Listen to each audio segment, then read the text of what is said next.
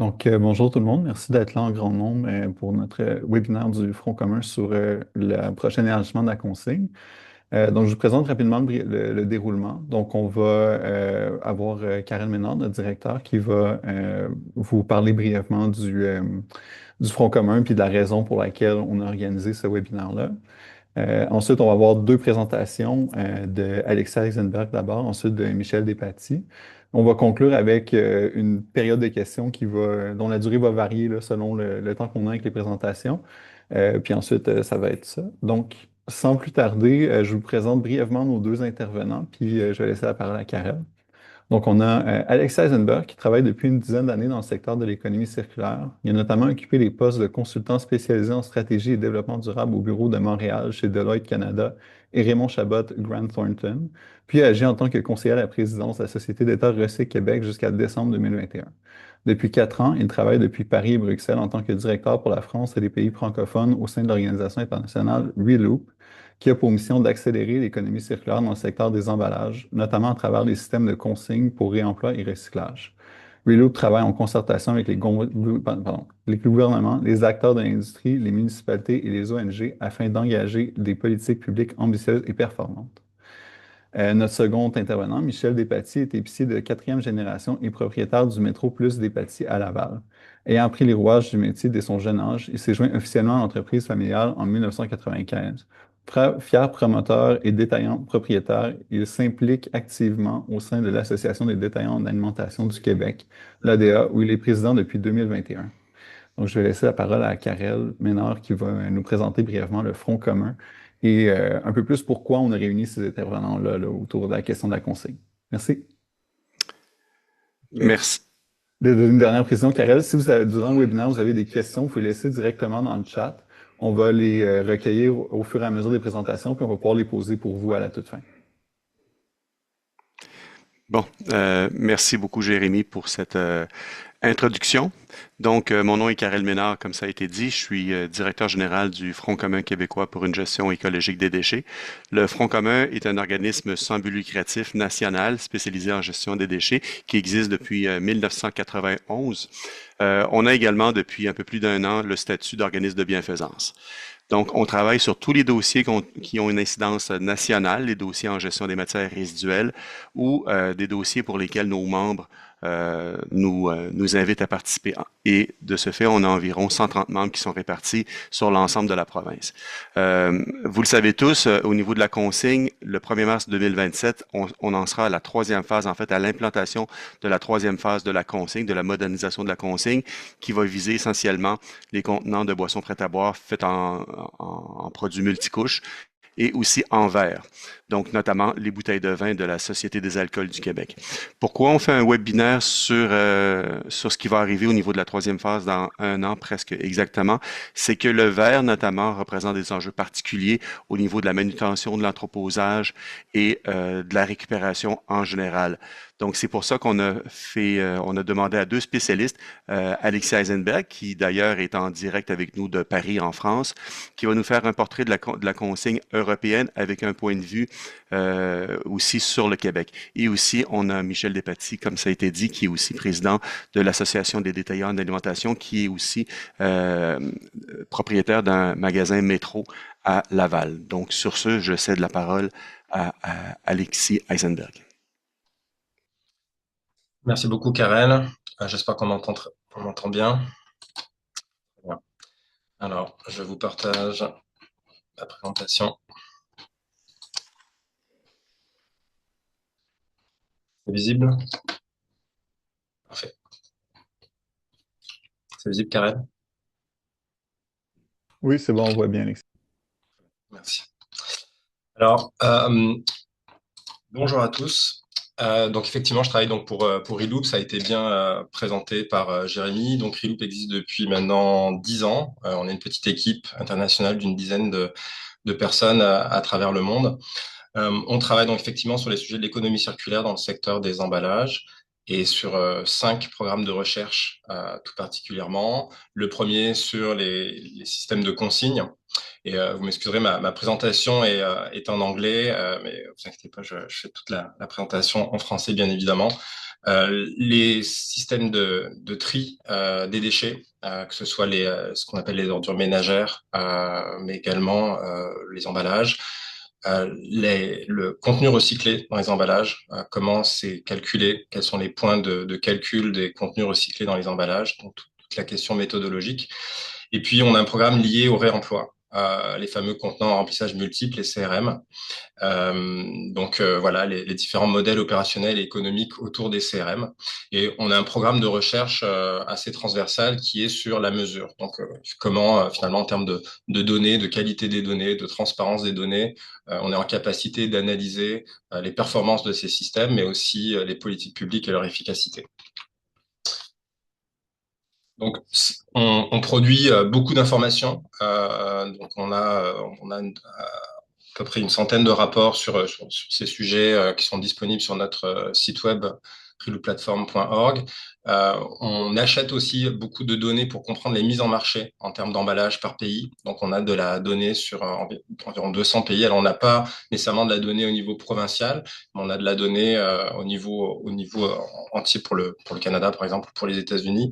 Et l'idée, c'est de pouvoir comprendre entre les mises en marché et puis les taux de récupération, donc les taux de collecte, l'efficacité des systèmes en place, mais aussi le pourcentage de contenants à remplissage multiple, donc de réemploi parmi les emballages à usage unique. Donc toute cette data, c'est une data qui est assez intéressante pour suivre au fil des ans, depuis les 20 dernières années et pour les 10 prochaines, comment finalement les tendances évoluent dans le temps. Donc là, vous voyez là sur ce graphe, on voit le PET, donc la bouteille plastique, le métal, donc c'est surtout la canette, les bouteilles en verre réemployables, les bouteilles en verre non réemployables, les cartons multicouches. Donc voilà, c'est ce type d'information qu'on est susceptible de partager. Et on parle de consigne aujourd'hui, effectivement, particulièrement parce que la consigne est un outil efficace lorsque effectivement les modèles sont bien mis en place et répondent à des pratiques exemplaires. Et ça permet en fait d'atteindre des taux de collecte de 90% et plus et d'assurer, de par ces taux de collecte de matière, des emballages dits plus circulaires, c'est-à-dire que la matière revient dans les boucles pour refaire des emballages, ou dans le cas du réemploi, les emballages peuvent être lavés, réutilisés un nombre de fois assez important. Ces systèmes de consigne, en fait, ils évoluent pas mal et ils sont plutôt en progression à travers le monde. Donc aujourd'hui, on a une cinquantaine de juridictions qui ont mis en place des systèmes de consigne. Ça couvre à peu près 350 millions de personnes et on voit une accélération assez importante depuis les 5 dernières années pour avoir de plus en plus de systèmes, de plus en plus de personnes finalement qui sont sujets à participer au système. Donc on a quasiment un doublement en 5 ans du nombre de personnes sujets à la consigne aujourd'hui dans le monde. Il y a des nouveaux systèmes, mais il y a également en fait, des systèmes qui se modernisent. Le Québec en fait partie avec ces 3 phases de modernisation. Donc évidemment, c'est pas à vous que je vais l'apprendre. La phase 1 de 2023, phase 2 de 2025 avec les bouteilles plastiques et cette phase 3 qui arrive l'année prochaine. Et on voit que dans plusieurs pays, plusieurs juridictions, il y a des modernisations. Alors les systèmes de consigne ont plutôt tendance à se moderniser, à s'élargir qu'à se réduire. Et on voit, je pense notamment en Australie, l'ajout des bouteilles de vin aussi et de verre dans les systèmes australiens depuis les 3-4 dernières années. Donc le cas du Québec n'est pas un cas isolé, mais ce qui est après intéressant de voir, c'est comment finalement toutes ces juridictions ont mis en place des réseaux de récupération en capacité de récupérer ces volumes et ces différentes matières. Ce qui est aussi intéressant, c'est de voir que les systèmes, certains visent que les emballages à usage unique, donc bouteilles plastiques, canettes, bouteilles en verre non réemployables, et certains visent aussi donc des CRM, comme au Québec, avec des CRU, donc à remplissage unique, et des CRM à remplissage multiple. Et c'est un modèle qui va prendre de l'expansion, notamment au niveau européen, puisque la nouvelle réglementation sur les emballages et les déchets d'emballage qui a été actée l'année passée et qui sera en application à partir d'août 2026, qui dresse une trajectoire pour les 15 prochaines années en Europe sur les emballages, vise un taux de collecte des bouteilles plastiques et des canettes à 90% pour l'ensemble des pays au 1er janvier 2029 et un quota de réemploi minimum de 10% dans le secteur des boissons en 2030 jusqu'à 40% en 2040, excepté le vin, les spiritueux et le lait.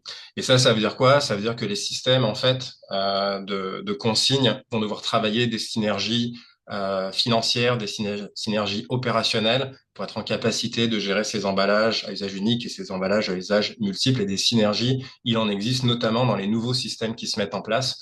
Encore faut-il effectivement intégrer le fait qu'il va y avoir du réemploi, qu'il faut le faire vivre et qu'il faut continuer à investir dans les CRM.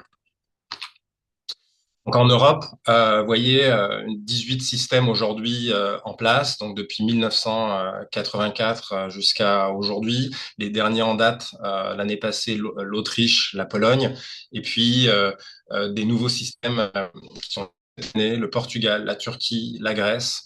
En 2027, ce sera l'Espagne, la Moldavie, Chypre. Et puis, il y a des systèmes qui sont encore en discussion au niveau législatif et parlementaire, donc en France notamment, en Italie, en Belgique, au Luxembourg, Bulgarie, Serbie, Slovénie et Tchéquie. Donc, l'ensemble des pays européens parlent de consignes. Après, effectivement, les modèles peuvent être différents, mais c'est intéressant de voir qu'a priori, dans les 5 à 6 prochaines années, il y aura une couverture à 100% des 27 pays de l'Union européenne. Et la raison, évidemment, la Commission européenne pousse beaucoup sur cet outil et d'autres, mais là aujourd'hui on parle vraiment de consignes parce que les résultats en fait sont là. Les taux de collecte en Europe sont élevés. On a une moyenne de 88% avec une médiane à 90% et on voit bien que ce sont des constantes à travers le temps, c'est-à-dire qu'on n'a pas de décrochage sur la performance en fait de ces systèmes. De la même façon, en Amérique du Nord, on a également beaucoup de systèmes de consignes. Et il faut bien comprendre, le premier système de consignes qui est apparu, c'est le système de la Colombie-Britannique en 1970. Et puis en fait qui a fait des petits. Et finalement, le Québec, avec son système en 1984, fait partie des 10 premiers systèmes dans le monde. Il s'est mis en place en même temps que la Suède, donc qui était le premier système de consigne européen. Donc on voit que ce soit le Québec ou les pays scandinaves sont des pays précurseurs aujourd'hui sur ces systèmes-là et en fait ont influencé beaucoup d'autres juridictions dans le monde. Sur les taux de collecte au Canada, alors ils sont un petit peu plus bas qu'en Europe. C'est lié à des facteurs, je vais vous les expliquer. Ce que l'on voit notamment, c'est une moyenne donc à peu près à 76%. Pour le Québec, vous voyez, on a une moyenne à 63% en 2024 avec aussi l'ajout de ce qui est récupéré à travers la collecte sélective. Donc, ça nous fait un 79% là si on accumule les deux. Et pour beaucoup de juridictions, on est en capacité d'aller chercher la donnée qui, en fonction des emballages qui sont récupérés, soit directement sur les points de collecte de consignes, mais aussi à travers le bac bleu. Et dans certaines juridictions, on n'est pas en capacité de sortir les chiffres de pourcentage bac bleu versus pourcentage consigne. Donc c'est pour ça qu'on a mis ça en bariolé saumoné et vert. En tout cas, toute cette information assez générale sur la consigne, vous pouvez la retrouver sur notre document qui retrace en fait l'ensemble de la cinquantaine des systèmes en place, donc leur fonctionnement, donc le modèle opérationnel, les flux financiers, les rôles et responsabilités des acteurs entre le consommateur, les producteurs, les détaillants, les points de récupération dépôt, etc. Donc tout ça est expliqué, mais également toute la partie réglementaire qui permet de comprendre en fait pour creuser les obligations réglementaires dans les différents systèmes. Et si vous avez envie de creuser plus et de comparer des systèmes, on a aussi transformé ce rapport en dashboard. C'est un tableau de bord dynamique qui permet de comparer finalement des juridictions, de comparer des chiffres, de savoir si vous voulez savoir quelles sont notamment les juridictions qui ont le vert dans leur système. Vous pouvez choisir et en fait regarder toutes ces juridictions et voir quelles sont toutes leurs particularités. En termes d'indicateurs de clés de performance, la consigne, on a sorti un document spécifique là-dessus au mois de décembre 2025. répond en fait à plusieurs indicateurs. Cinq indicateurs sont des indicateurs assez macro, hein, évidemment. Le taux de collecte, le collection rate, qui est l'indicateur phare en fait de la performance des systèmes de consigne. Évidemment, les émissions de gaz à effet de serre évitées à travers les taux de collecte importants et tout le processus de recyclage qui évite l'utilisation de matière, extraction de matière vierge, utilisation de matière vierge dans les processus industriels. Et puis la partie praticité, accessibilité, qui est un élément clé afin de couvrir la population de façon adéquate. La sensibilisation du public et leur participation à travers notamment des sondages qui sont faits régulièrement dans l'ensemble des juridictions qui ont en place ces systèmes pour connaître justement les leviers, les freins des consommateurs et le coût. Le coût par emballage collecté qui est un indicateur clé de performance. Si je ramène... Je suis désolé, je vais t'interrompre juste une petite seconde. Dans le chat, il y a des gens qui me disent qu'ils ne voient pas ta présentation en plein écran. Est-ce que tu peux peut-être regarder avec les paramètres d'affichage? Désolé Bien pour sûr. l'interruption. Oui, bien sûr, bien sûr, bien sûr. Alors, attends.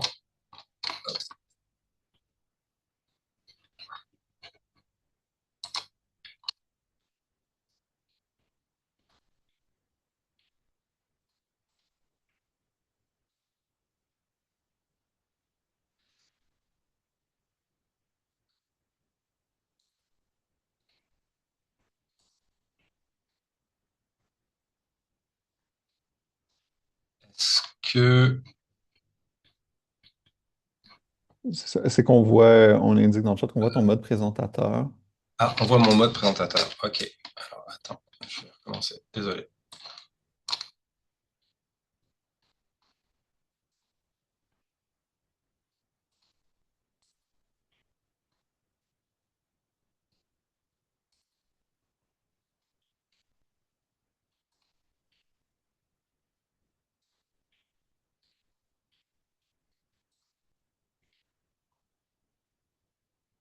Est-ce que c'est Oui, mieux je comme crois que ça? c'est beaucoup mieux. Donc, je te remercie. Désolé encore pour l'interruption. Non, aucun souci. C'est moi qui suis désolé. Je le voyais pas sur mon double écran, donc ça faisait ça. Super. Excellent. Euh, Très bien. Donc, je reviens donc sur les KPI, donc les indicateurs de performance importants. Le plus important de tous, hein, comme je l'ai souligné, c'est le taux de retour. Et le taux de retour, en fait, il va répondre à trois conditions essentielles. Une valeur de consigne qui est significative, l'accessibilité et la praticité du réseau de récupération, et puis le périmètre de ce qui est couvert par la consigne. On pense notamment, avant la modernisation au Québec, à une consigne qui visait des produits et non des matériaux. Et on avait la canette de boisson gazeuse consignée, mais la canette de V8 ne l'était pas, donc deux canettes. Donc il y avait tous ces éléments de confusion avec notamment l'évolution des types de produits dans des emballages. Et c'est un élément qui est assez important pour la compréhension du consommateur.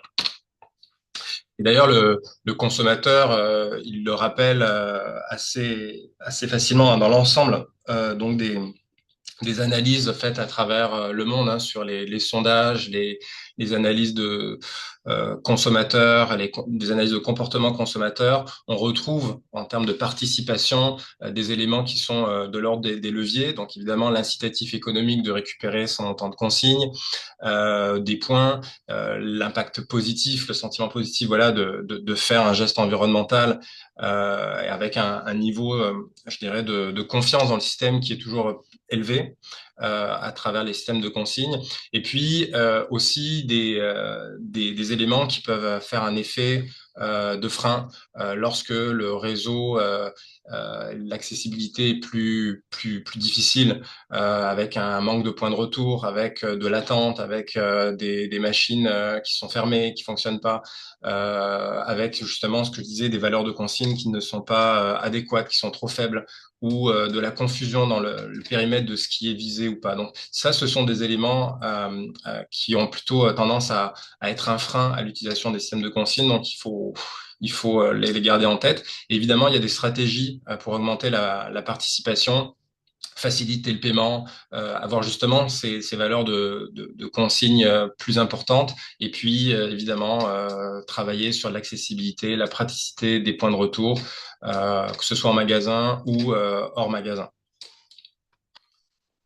Et cette praticité, ce réseau, en fait, on retrouve clairement l'impact sur les taux de collecte. Et on voit notamment à travers le monde que plus le maillage est fin, plus les gens participent finalement, parce que le point est prêt. Et en fait, le taux de récupération augmente significativement. Donc on voit que moins en fait, le point couvre de personnes, et plus il est près des gens, plus évidemment les gens participent et inversement.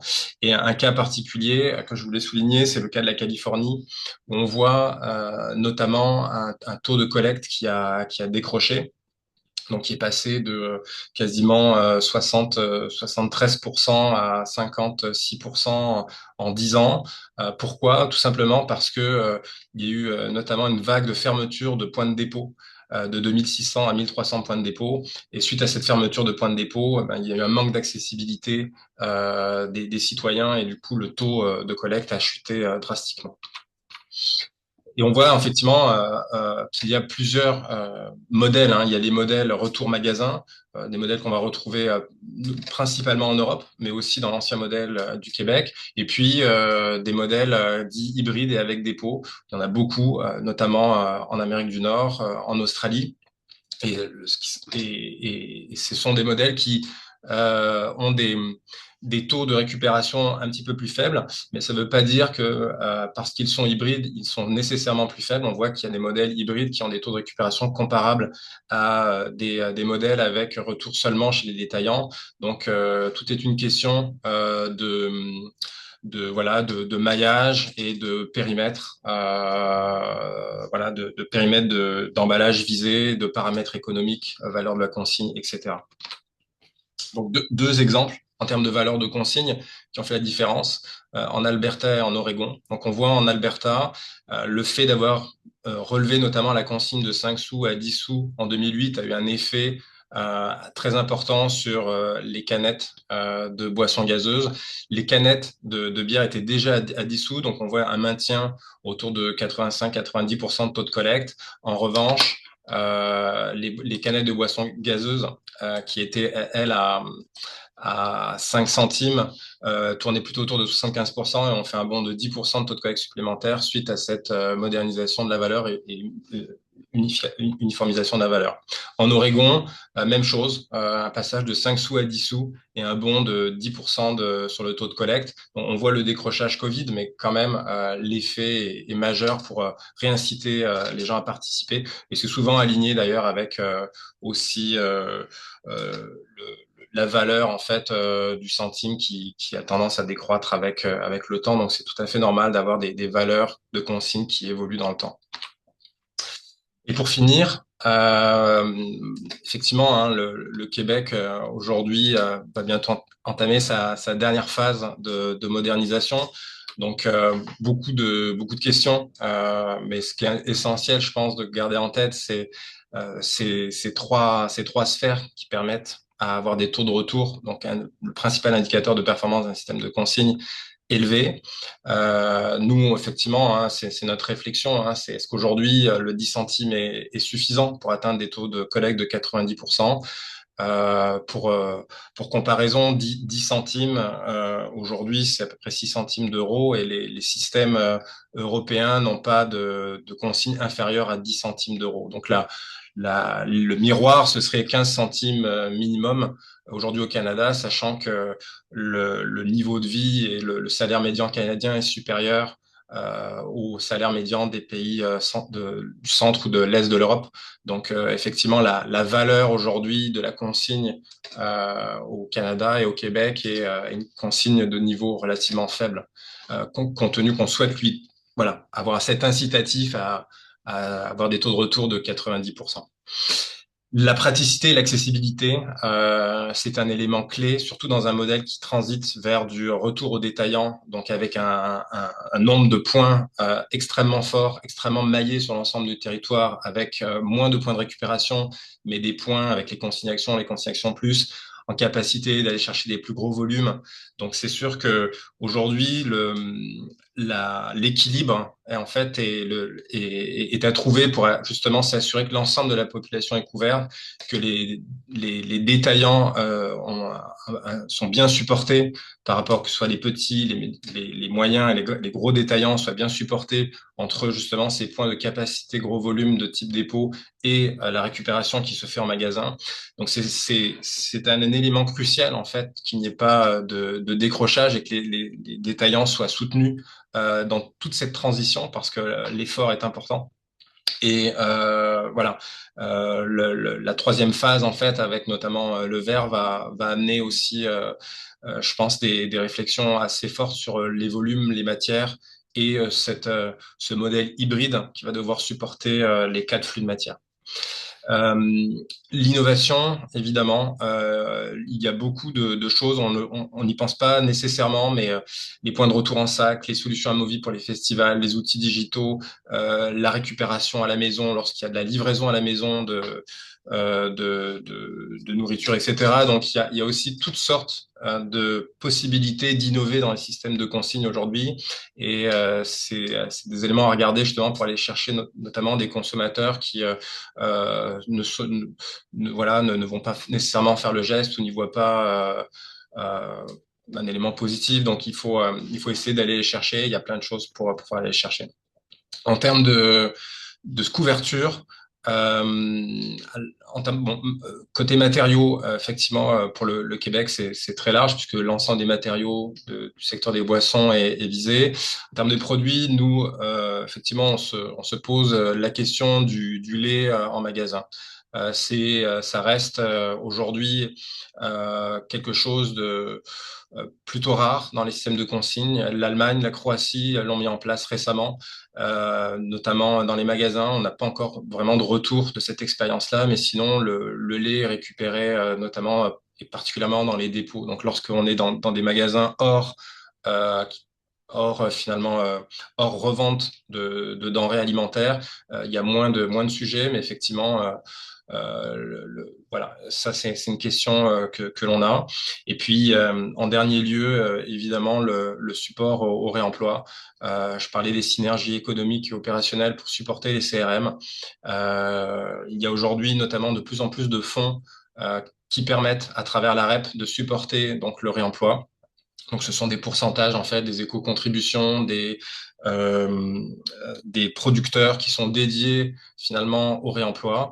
Mais je pense aussi au système de consigne dans le Maine, aux États-Unis, où une partie finalement, des montants qui n'ont pas été réclamés au niveau de la consigne sont dédiés à supporter le réemploi. Donc, c'est important parce que le réemploi, d'un point de vue environnemental, à chaque fois qu'un emballage est lavé et revient sur le marché, c'est un emballage à usage unique qui n'est pas produit et la différence peut être très significative. Avec 10 tours de réemploi ou 20 tours de réemploi, ben, on supprime beaucoup d'emballages à usage unique. Et le Québec, pour le coup, a plusieurs chances, c'est-à-dire déjà d'avoir historiquement du réemploi sur son territoire, d'avoir un fabricant de verre, d'avoir des laveurs, d'avoir des brasseurs investis, etc. Donc, c'est quelque chose aujourd'hui, je pense, qui est à protéger et à regarder pour le faire évoluer de la bonne façon. Merci beaucoup. Merci beaucoup, Alexis. Vraiment très intéressant d'avoir ce point de vue-là à grande échelle. D'ailleurs, je vois qu'il y a déjà plusieurs questions dans le chat. Je vous invite à continuer à les mettre à mesure qu'elles émergent, puis on va pouvoir revenir après la présentation de Michel. Puis justement, en complément à ce point de vue-là à très grande échelle, ça va être intéressant d'avoir la perspective de Michel Epati qui va vraiment plus nous amener, si je comprends bien, là, au niveau des opérations, là, au jour le jour, comment ça se passe, la gestion des contenants consignés. Donc, Michel, je vais ouvrir c'est moi qui vais gérer ta présentation, donc juste me faire signe quand tu voudras que je change les diapositives, puis sinon, je vais afficher ça tout de suite. C'est bon. Juste un instant. Est-ce que vous pouvez, mes collègues, peut-être juste me confirmer qu'on voit bien la présentation? Oui, Oui, parfait. ça Donc, semble très bien.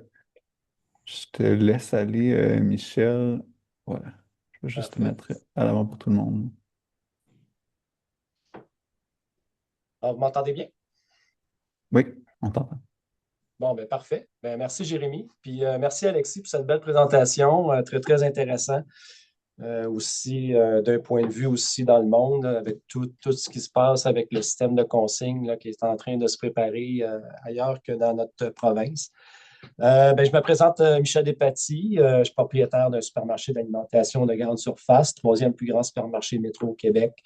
Ma situation est intéressante parce que je suis vraiment dans le centre-ville de Laval en termes de localisation au niveau de mon commerce. Je suis un marchand qui a quand même 48 ans d'ancienneté aussi à Laval. Alors, je connais bien le milieu. Mon père, mon grand-père, mon arrière-grand-père ont été épiciers. Alors, ça fait très, très longtemps qu'on est dans le domaine. Puis, on a toujours été passionnés. On a un magasin, on a un commerce qui est quand même, qui demande beaucoup de temps, beaucoup d'énergie. Alors, je suis un épicier par passion. Puis c'est sûr, certain que je ne vous cacherai pas que ce dossier-là m'interpelle énormément depuis plusieurs années. C'est la raison aussi pourquoi j'ai pris la présidence il y a 4 ans. Je commence ma 5e année en tant que président du conseil d'administration. Alors, Jérémy, on pourrait aller sur la prochaine, prochaine image. Ben, je suis président du conseil d'administration de l'ADA, de l'Association des détaillants en alimentation du Québec. C'est une association qui date de 1955. On représente environ 1000 membres qui sont des propriétaires indépendants. Nous, c'est sûr certain qu'on est une association qui représente les détaillants propriétaires. Ceux qui représentent plus les grandes chaînes, grandes bannières corporatives, c'est plus le Conseil canadien du commerce de détail, le CCCD, qui représente ces grandes chaînes-là. Euh, et c'est sûr et certain que nous, notre grande force, ben, c'est sûr et certain d'avoir des propriétaires qui ont aussi des magasins en bonne santé. Puis Dieu sait que c'est un défi d'avoir éventuellement et de continuer d'avoir des marchands propriétaires au Québec dans un marché qui est de plus en plus difficile, un marché de plus en plus concurrentiel. C'est sûr qu'on a vu beaucoup, beaucoup de grandes chaînes corporatives voir le jour dans les dernières années. Et ce qui est intéressant aussi de notre association, ben, c'est qu'on a quand même une égalité en termes de tous nos membres. Alors, tout le monde a un vote au niveau de l'Assemblée annuelle. Et on siège aussi avec les Aliments du Québec, le CS-MOCA au niveau du Conseil, au niveau de la formation. On est aussi actionnaire de CIAL à 25 notre association au niveau du Salon international de l'alimentation, comme plusieurs, vous êtes sûrement visité ce beau salon qu'on va avoir encore à Montréal cette année, et Toronto. Alors, Toronto un an, Montréal une autre année. Alors, on se divise les deux provinces à ce niveau-là. Tu peux aller sur l'autre image, Jérémy. Alors, sur le conseil d'administration, comme je vous ai dit, je commence ma 5e année. On est 16 administrateurs sur le conseil d'administration, tous des marchands propriétaires. Il y en a qui sont propriétaires de supermarchés, il y en a qui sont propriétaires de boucheries. On essaie d'avoir une uniformité avec l'ensemble de tous les détaillants au Québec, que ce soit des plus petits magasins de commerce de proximité, bannières, mais on représente vraiment des propriétaires vraiment indépendants. On peut aller sur l'autre image, Jérémy. C'est sûr et certain, notre association, ben, nous autres, notre but, c'est de faire en sorte de trouver aussi des solutions avec des dossiers politiques qui sont vraiment souvent difficiles. Surtout en ce moment avec ce qu'on vit au niveau de l'immigration, le PEC qui voit son programme terminé par le gouvernement du Québec, ça nous crée beaucoup, beaucoup de difficultés à travers nos marchands. Essayer d'avoir de la main-d'œuvre dans nos magasins, c'est un défi quotidien et c'est sûr et certain que pour les prochaines années, ça va être quelque chose qui va être un enjeu majeur pour les épiciers, que ce soit aussi également des aires alimentaires qu'on commence à vivre aussi dans notre province. Le Québec est une grande province, un vaste territoire. C'est sûr et certain, problème de relève, des gens qui ont commencé à avoir des difficultés avec leur commerce, au niveau rentabilité. Et Dieu sait que c'est difficile depuis la pandémie. L'inflation alimentaire, vous le savez, connaît des niveaux records. Et c'est sûr que ça nous crée beaucoup, beaucoup de pression pour nous, les marchands, dans les dernières années. Et souvent, ben, on ne pointe pas du doigt le vrai problème. Ce n'est pas nécessairement le détaillant qui fait plus d'argent. Au contraire, c'est de plus en plus difficile d'arriver dans des situations où souvent la compétition est de plus en plus féroce, les grandes chaînes corporatives qui prennent du terrain. Alors, pour nos épiciers indépendants, c'est sûr et certain que c'est un défi de taille. On a vu aussi également, dernièrement, aussi des vols qui se sont arrivés dans certains commerces au niveau de toute la difficulté, des gens qui ont de la difficulté à manger, mais ce n'est pas en volant qu'on va réussir à avoir le but à ce problème-là au niveau de l'inflation. Alors, c'est sûr, certain que c'est un grand, grand défi aussi, le vol à étalage qu'on vit dans nos magasins et le coût aussi, comme les cartes de crédit, c'est les frais de carte de crédit que je fais en sorte aussi d'être beaucoup présent dans ce dossier-là, qui sont une situation qui est de plus en plus difficile à travers nos commerces. Qui prend de l'ampleur année après année au niveau de l'utilisation de la carte de crédit, les frais de carte de crédit qu'on essaie aussi de baisser. Alors, c'est plein d'enjeux majeurs que l'ADA, on essaie de travailler aussi à essayer d'aider nos détaillants propriétaires. Jérémy, tu pourrais remettre les opérations de la consigne. Comme Alexis l'a mentionné, les épiciers reprennent la consigne depuis 1984 au Québec. Comme vous savez, dans les dernières années, c'est sûr et certain que ça a toujours été souvent les propriétaires, que ce soit les magasins pignon sur rue, qui reprennent la consigne depuis de nombreuses années. Faut pas oublier une chose, c'est que depuis 20 ans, 25 ans, quand on regarde la multiplication des nouveaux produits qui sont arrivés sur le marché, c'est exponentiel. C'est sûr que quand on a commencé dans les années 80, la consigne, il y avait beaucoup moins de volume, beaucoup moins de format, beaucoup moins de contenants ramassés. Alors, c'est sûr et certain que dans ces années-là, les années 80-90, c'était une opération que le détaillant pouvait se permettre de faire à l'intérieur de son magasin, qui était quand même relativement c'était compliqué, mais le détaillant était capable de faire ce travail-là au quotidien, semaine après semaine. On avait aussi des installations dans nos commerces. Aussi, je me rappelle, on avait des convoyeurs dans nos entrepôts qui nous permettaient d'envoyer les produits consignés au transport pour qu'ils puissent être réacheminés au niveau de l'entreprise, mais au niveau aussi que ça soit plus facile de reprendre la consigne. Alors, on avait plus de facilité dans nos magasins dans les dernières années pour être capable, et aussi le fait qu'on avait moins de contenants qu'on reprenait, bien, c'est sûr et certain que c'était plus facile.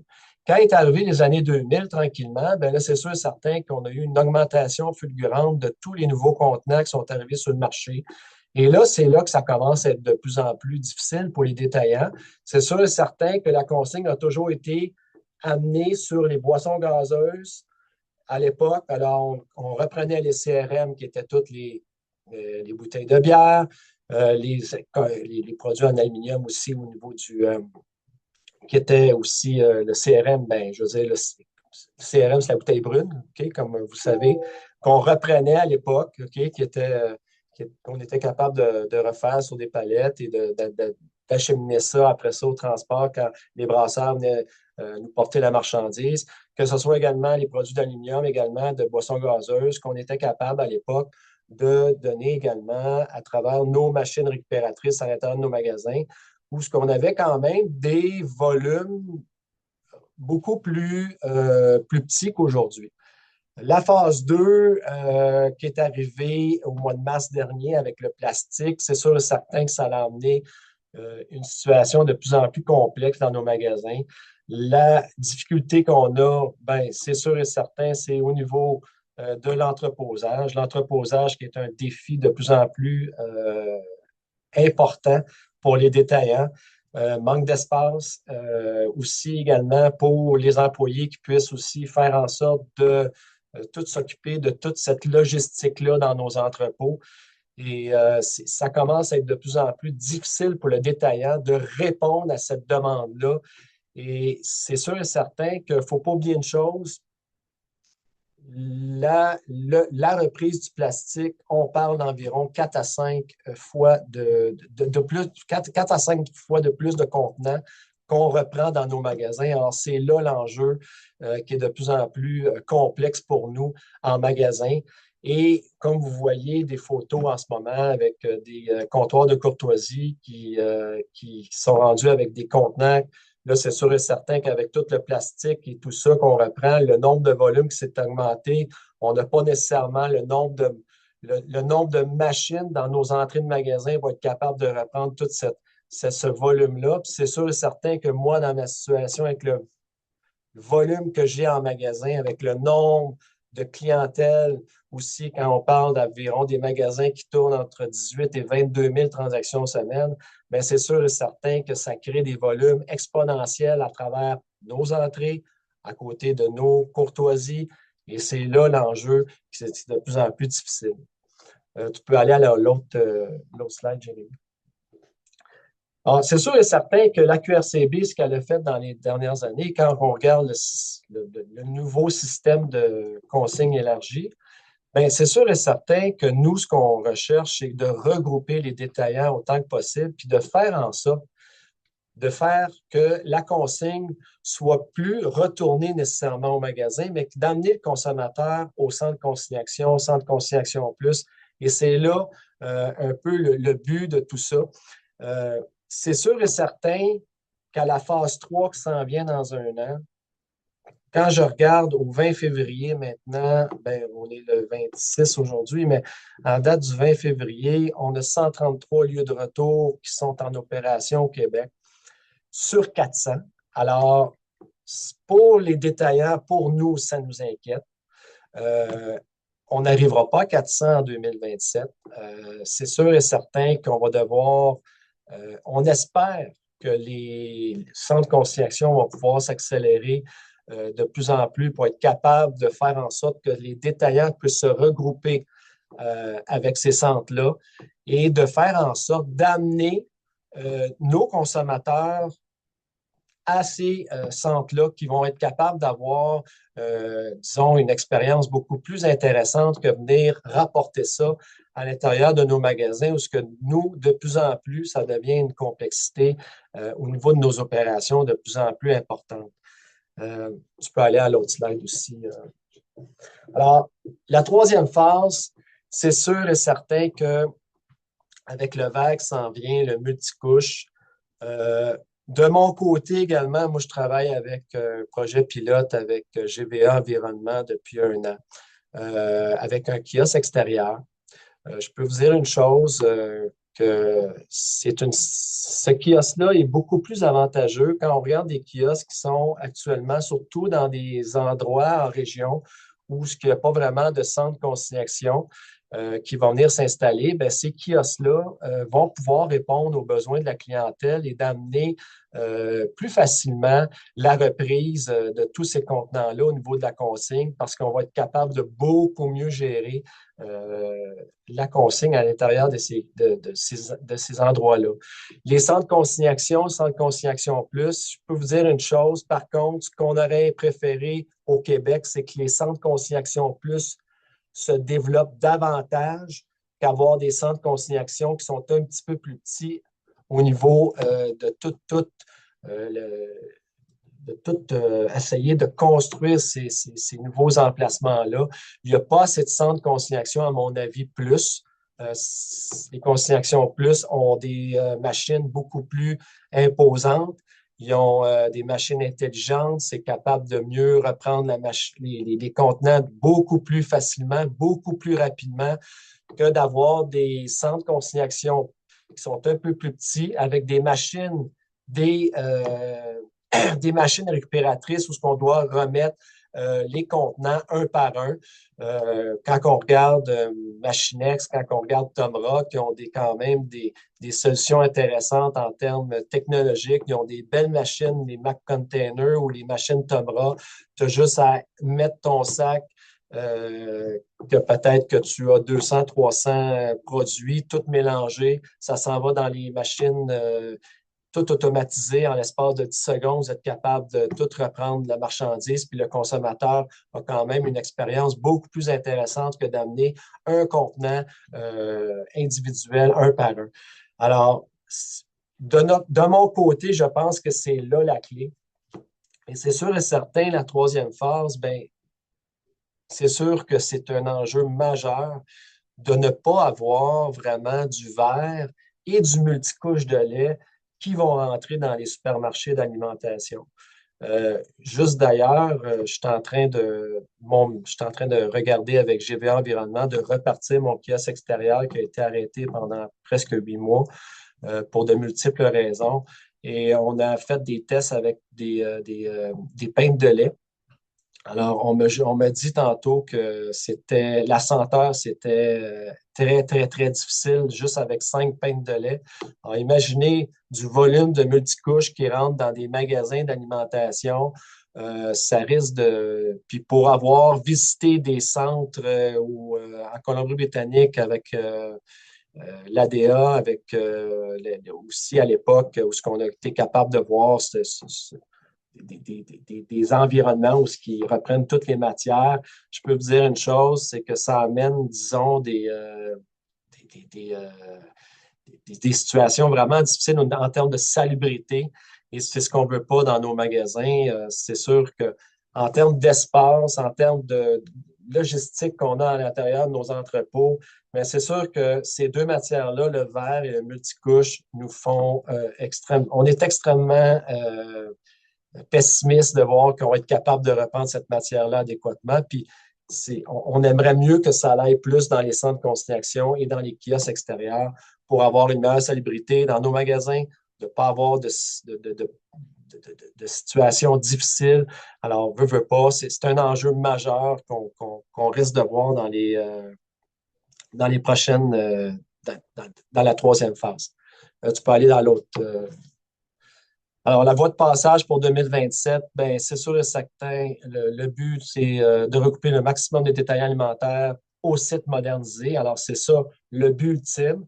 Est-ce qu'on va y arriver avec le peu de temps qui nous reste pour arriver à 400 centres de consignation?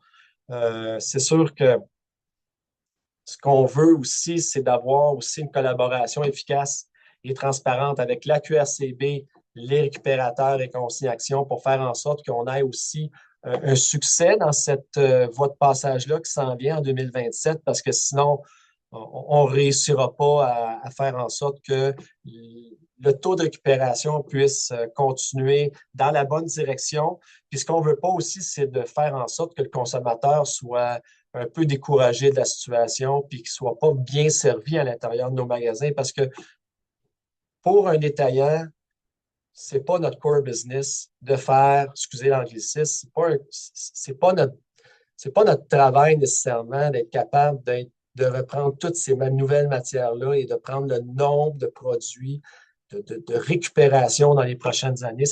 C'est impossible pour les détaillants de faire tout ce travail-là.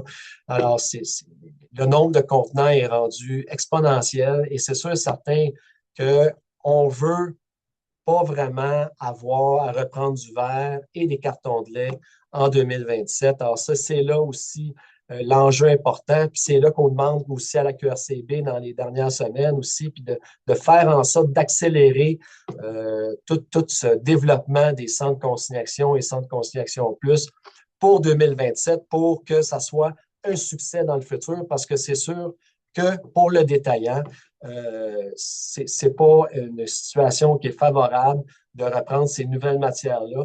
Déjà, je peux vous dire que pour le plastique qu'on vit depuis quelques mois, je peux vous dire que les augmentations de volume sont exponentielles et on ne pourra pas continuer dans cette direction-là très, très longtemps si on ne réussit pas à faire en sorte qu'on puisse amener tout ce déploiement de centres consignation qui doit s'accélérer pour avoir un succès avec un taux de récupération qui va être à la hauteur de 80 %. Et comme le ministre l'avait dit à l'époque, il visait 90 %. Mais bon, si on veut 90 % de taux de retour, ça prend aussi des environnements où ce que le consommateur va pouvoir avoir quand même une bonne facilité de ramener sa marchandise, mais ce n'est pas en magasin qu'on va réussir à faire un travail important dans les prochaines années, puis un travail efficace. Alors, on va juste aller à la prochaine, Jérémy. Alors, en conclusion, c'est sûr et certain que nous autres, ce qu'on demande, c'est vraiment là, de s'assurer. C'est sûr que pour le détaillant, pour nous autres, pour l'association, ce qu'on vise également, c'est que ça soit un succès pour tout le monde. Nous autres, ce n'est pas parce que les détaillants sont contre la consigne. Nous autres, ce qu'on veut, au contraire, on veut que ça fonctionne, mais on croit sincèrement que ce n'est pas à ramener la marchandise à l'intérieur des magasins que ça va devenir quelque chose d'intéressant pour nos clients. Au contraire, on va plus avoir des situations de frustration. On n'a pas la capacité de reprendre toute cette nouvelle matière-là. Et c'est sûr et certain, ce qu'on veut, c'est d'avoir des magasins où on va être capable de répondre aux attentes de nos clients, de les servir efficacement. Ça a toujours été mon but en tant qu'épicier. Moi, ce que je veux, c'est d'avoir des gens qui ont pas cette difficulté-là à ramener toute cette consigne-là en magasin, que ça soit toujours difficile, que ça soit toujours compliqué aussi pour le détaillant. Alors, veut pas, si on veut que ça soit un succès pour les prochaines années, il faut accélérer tout le processus des centres de consignation. Et oui, c'est sûr et certain qu'une de mes grandes craintes, c'est combien va coûter le système également. Alors, c'est là aussi l'enjeu du système qu'on va vivre au Québec, parce qu'il ne faut pas oublier une chose, c'est une REP, c'est une responsabilité des producteurs pour toute la question du financement de tout le nouveau système élargi. Alors, ce qu'on ne veut pas non plus, c'est se retrouver dans une situation, c'est que ça crée encore plus d'inflation dans l'alimentation, dans les contenants, avec toutes les boissons, avec tout ce qu'on vit actuellement. Alors, veut pas, ça va être un défi de taille dans les prochaines années. Et on espère qu'on va être capable d'avoir quand même une belle collaboration avec la QRCB aussi à travers le temps et qu'on espère que ce système-là pourra être beaucoup mieux avec des centres qui pourront être capables de faciliter la vie à nos clients. Alors, un gros merci. Merci beaucoup, Michel. Très intéressant. Puis ça, c'est intéressant de voir aussi c'est quoi, tu sais, d'avoir la perspective à très grande échelle, ce qui est efficace pour amener la performance du système avec Alexis, mais aussi voir c'est quoi les contraintes de terrain pour les détaillants. Donc, on a quand même plusieurs questions. J'enchaînerai avec une combinaison de trois questions, plus au niveau des matières à inclure dans la consigne puis des restrictions. Donc, je vous les pose en rafale, puis je vous laisse voir ce qui vous intéresse de répondre là-dedans. Donc, pourquoi la consigne n'inclut pas tous les plastiques numéro un? Pourquoi ne pas consigner ensemble des contenants de verre de nos épiceries? Et pourquoi se limiter, un peu dans la même veine, pourquoi se limiter aux bouteilles de boissons et pas inclure les autres bouteilles alimentaires ou non alimentaires? Euh, je, je vous laisse aller, mais j'aurais peut-être tendance à envoyer d'abord la question à Alexis de où est-ce qu'on arrête dans les matières prises en charge par un système de consigne, qu'est-ce qui a du sens d'inclure ou d'exclure, puis peut-être, Michel, tu pourrais renchérir si tu vois que c'est pertinent au niveau des contraintes puis des choses. Merci Jérémy. Alors effectivement, hein, dans ce qui est aujourd'hui sous consigne, historiquement, c'est particulièrement le secteur des boissons. Alors pourquoi? Tout simplement, en fait, c'est lié à la consommation, notamment la consommation à maison, mais aussi la consommation nomade de bouteilles plastiques, de canettes, qui, depuis justement une cinquantaine d'années, hein, c'est là où les premières juridictions ont mis en place les systèmes de consigne, c'était pour éviter justement que les emballages de boissons deviennent des déchets abandonnés, des déchets sauvages, qu'on retrouvait en bordure de route, bordure de chemin, etc. Et effectivement, le secteur des boissons, c'est le secteur le plus visé aujourd'hui dans l'emballage en termes de déchets sauvages. On retrouve des mégots de cigarettes et ensuite en quantité dans les ramassages des emballages de boissons. Et en fait, c'est une des principales raisons pourquoi les boissons aujourd'hui sont visées. Et après, sur le sujet des emballages à usage multiple, c'est vraiment plutôt des modèles économiques pour justement être efficient au niveau économique, réutiliser le plus de fois son emballage pour payer le moins possible finalement à devoir racheter un emballage, notamment en verre, qui est coûteux. Donc il y a des raisons économiques et il y a des raisons environnementales sur pourquoi la boisson est visée. Après, est-ce qu'il y a une règle générale? Pourquoi ça ne s'applique pas à d'autres? En fait, non, ça s'applique aussi à d'autres types d'emballages. Je regarde notamment aujourd'hui en Europe où notamment des emballages réemployables en métal, des barquettes en métal, des barquettes en plastique qui contiennent de l'alimentation. Aujourd'hui, peuvent faire partie de systèmes de consigne. C'est aujourd'hui typiquement ce que la France essaie de mettre en place. Donc, il y a un pilote qui a été mis en place depuis l'année passée sur le quart nord-ouest français. Donc, ça couvre 700 détaillants et 16 millions de personnes. Et justement, l'idée, c'est de tester le réemploi à grande échelle avec une typologie d'emballages différents. Donc, des emballages alimentaires, des emballages boissons, et puis même d'élargir à des cosmétiques. Donc, on voit que finalement, il n'y a pas de règle générale.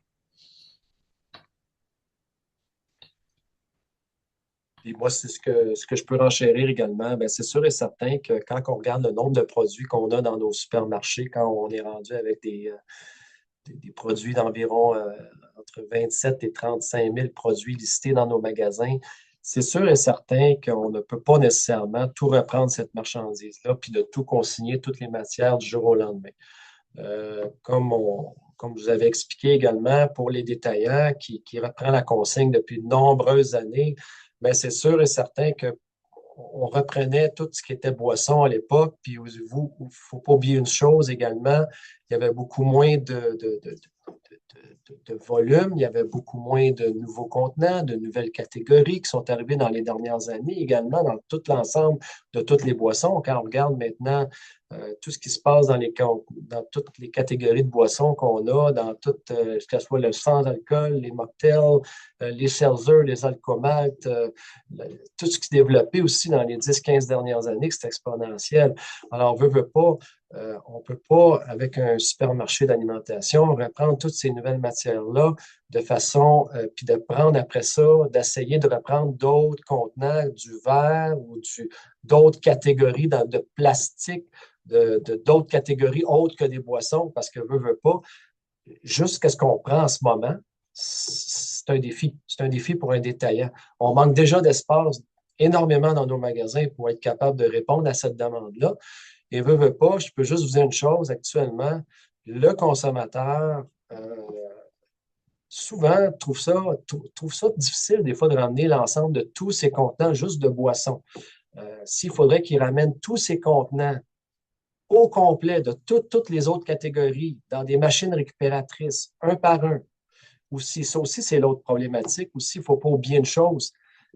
Si on doit ramener l'ensemble de tout ce qu'on achète, puis qu'on remet ça tout dans des machines récupératrices qui reprend ça un par un, bien, je peux vous dire une chose, ça ne devient plus vraiment une expérience pour le consommateur. Puis ce que ça va faire, c'est que les gens vont se décourager.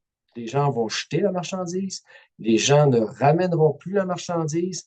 Et je peux vous dire juste une chose. Actuellement, c'est ce que je ressens tranquillement des gens qui attendent en ligne, qui sont obligés d'attendre parce qu'il y a trop de monde aux machines récupératrices. On n'a pas les espaces dans nos magasins pour avoir 2, 3 à 5 à 6 à 8 machines récupératrices pour être capable de répondre à l'ensemble de tous vos clients. Alors, c'est pour ça que les centres de consignation, bien, ces centres-là, ça sera éventuellement, quand le système va tout être monté, tout va être construit, bâti au Québec, on l'espère que tout ce nouveau système-là va prendre forme au complet avec les 400. Bien, quand il y aura un rodage, quand ça sera bien fait et faire en sorte que le consommateur va y aller également, ben, c'est là que peut-être qu'éventuellement, ben, la consigne pourra peut-être commencer à augmenter dans d'autres catégories, d'autres contenants, parce que ces centres-là vont être capables de reprendre la marchandise. Mais je peux vous dire une chose, si ça continue d'être repris dans les magasins d'alimentation, c'est un échec. C'est un échec sur toute la ligne. Le consommateur va se décourager et je peux vous dire une chose, on ne s'en ira pas dans une bonne direction également. Merci beaucoup pour vos réponses. Je fais juste une brève interruption. Il est 13h02 actuellement, donc techniquement, on a atteint l'heure à laquelle notre webinaire terminait. Heureusement, Alexis et Michel sont prêts à continuer pour encore jusqu'à 13h10 environ. Donc, si vous ne pouvez pas rester avec nous, on vous remercie beaucoup d'avoir été présents. Puis ceux qui veulent, ceux qui ont le temps et l'envie de continuer pour une dizaine de minutes encore, on va continuer à prendre les questions. Donc, merci pour vos réponses à la précédente d'ailleurs. Euh, Première question, pardon. Quel est l'écart d'efficacité, pardon, au niveau de la qualité et de la quantité des matières dans un système de consigne versus dans un système de collecte sélective avec des matières séparées? Peut-être plus une question pour Alexis dans ce cas-ci. Donc, en termes de taux, ben, sur les quantités, effectivement, on voit des quantités qui peuvent être doublées, voire triplées en termes de taux de collecte. Donc des taux de collecte de 40, 50, 60% qui vont passer à 80, 90%. Donc c'est des quantités significatives en plus.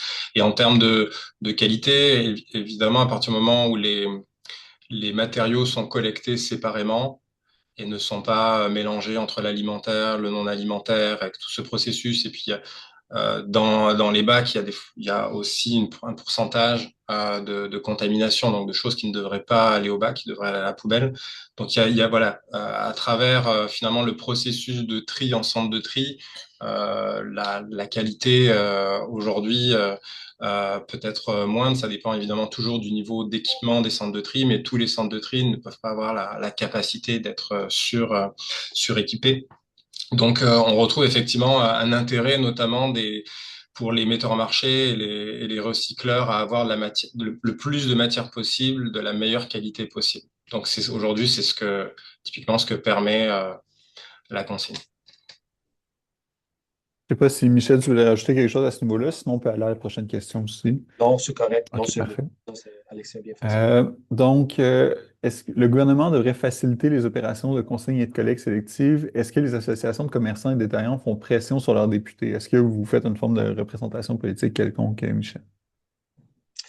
Ben, c'est sûr et certain que quand la modernisation est arrivée il y a 2, 3 ans, quand le projet de loi a été déposé, c'est sûr et certain que nous, les détaillants, oui, c'est sûr et certain qu'on a rencontré nos gens du politique, faire des présentations.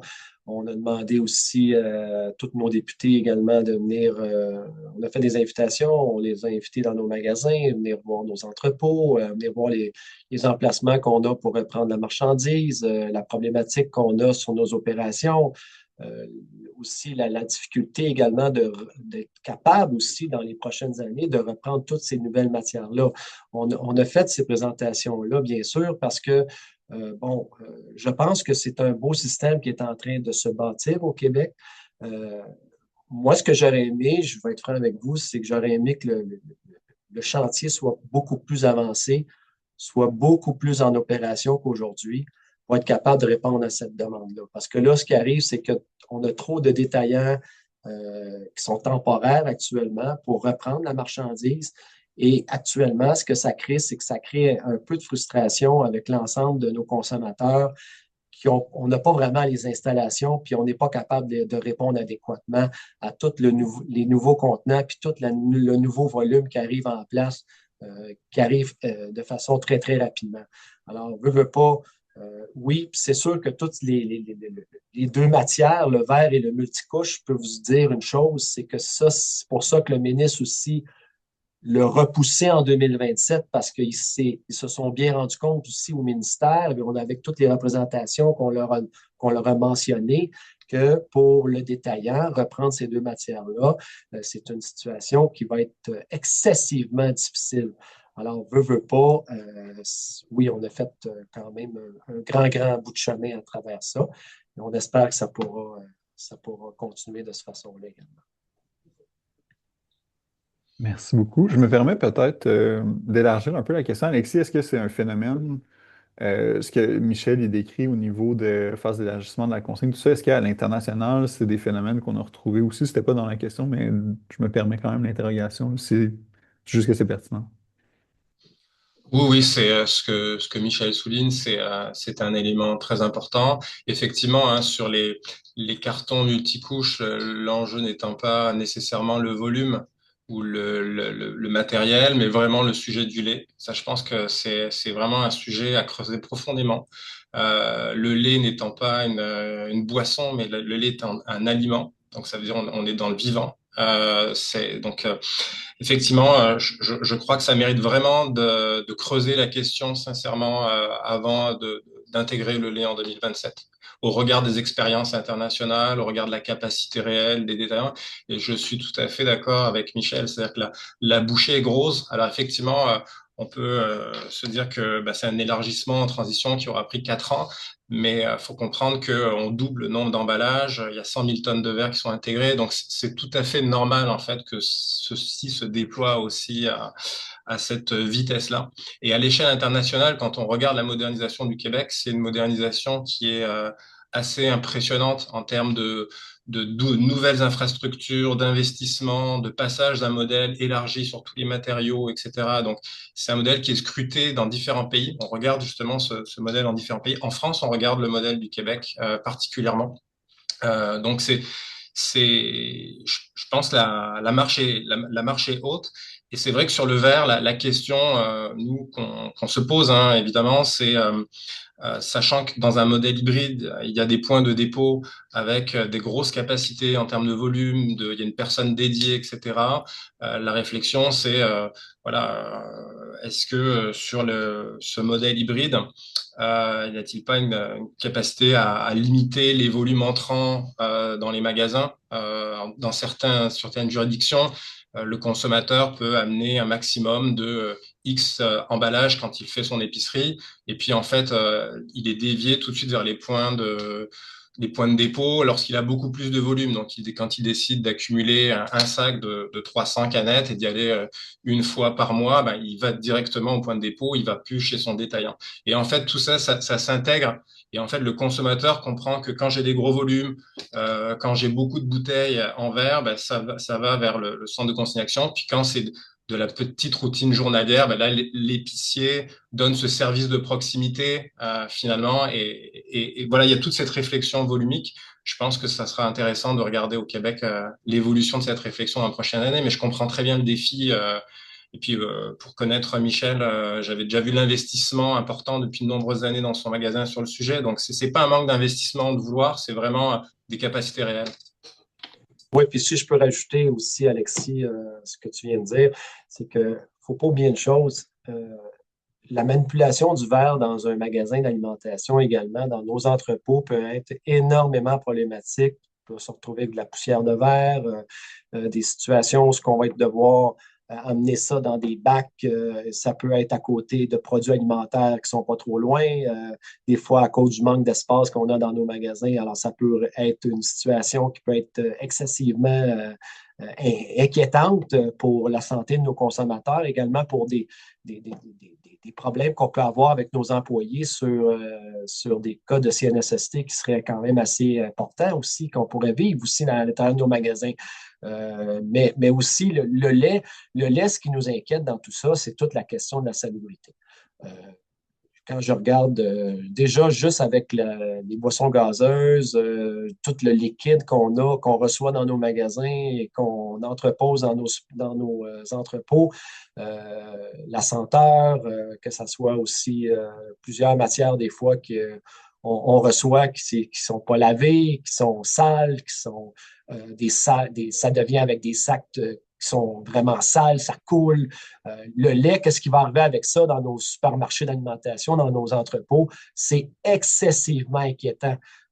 Et ça peut amener des situations vraiment, vraiment problématiques si on veut garder une bonne hygiène et d'avoir des magasins qui vont être salubres dans le futur, parce que c'est là l'enjeu. C'est là l'enjeu. Je vous remercie beaucoup tous les deux. Il reste encore beaucoup de questions, mais on va s'arrêter ici, malheureusement. Donc, je vais laisser Karel nous donner le petit mot de la fin. Merci encore à vous deux. Merci. Merci Jérémy. En fait, merci à tous ceux et celles qui ont regardé ce webinaire qui sera disponible. On va vous le faire parvenir là, dans quelques temps. Ne vous inquiétez pas, on l'a enregistré. J'aimerais pour conclure, naturellement, remercier nos panélistes de qualité, là, Alexis Azenberg, qui est directeur France et francophonie chez Reloop, Michel Despatie, qui est président de l'Association des détaillants en alimentation du Québec et aussi propriétaire de Métro Plus à Laval. Et je veux surtout pas oublier ceux grâce à qui ce panel n'aurait pas pu être possible. Donc, Alexis Rochon à la technique et à l'animation et Romane Lamoureux-Brochu qui fait un travail dans l'ombre, mais qui est tout aussi important. Donc, merci beaucoup et je vous dis à une prochaine fois. Au revoir. Merci. Merci.